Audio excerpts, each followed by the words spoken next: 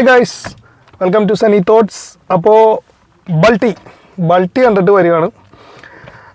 ഉണ്ണി ശിവലിംഗമാണ് director.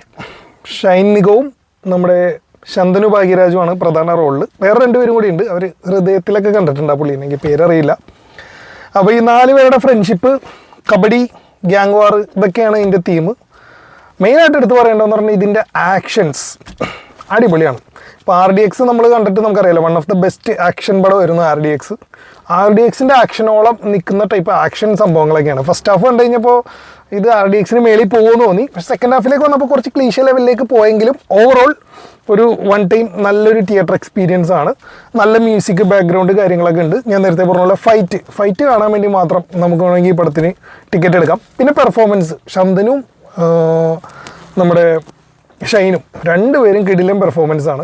ഇവരെ കൂടാണ്ട് ശെൽവരാഘവൻ, പിന്നെ അതേപോലെ പൂർണിമ ഇന്ദ്രജിത്ത്, അൽഫോൺസ് പുത്രൻ, ഇവരൊക്കെ പ്രധാന റോളിലുണ്ട്.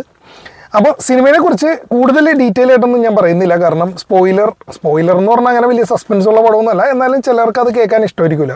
അപ്പോൾ ജനറൽ ആയിട്ടുള്ള കാര്യങ്ങളും അതിൻ്റെ ഒരു തീമാണ് ഞാൻ പറഞ്ഞത്. നിങ്ങൾ ആക്ഷൻ പടങ്ങൾ ഇഷ്ടപ്പെടുന്ന ആളാണെങ്കിൽ ഒരു 2.5 മണിക്കൂർ പോയിരുന്ന് എൻജോയ് ചെയ്യാൻ, എന്താ പറയുക, പ്രണയം, സൗഹൃദം, ഇതെല്ലാം കാണാൻ ഇഷ്ടമാണെന്നുണ്ടെങ്കിൽ ധൈര്യമായിട്ട് നിങ്ങൾക്ക് ഈ പടത്തിന് ടിക്കറ്റ് എടുക്കാം. വലിയ ഹൈപ്പും കാര്യങ്ങളും ഇല്ലാണ്ട്, വലിയ പ്രതീക്ഷ ഇല്ലാണ്ട് വന്നൊരു പടമാണ്. പക്ഷേ പ്രതീക്ഷിക്കുന്നതിന് മേളിലുണ്ട് ബൾട്ടി.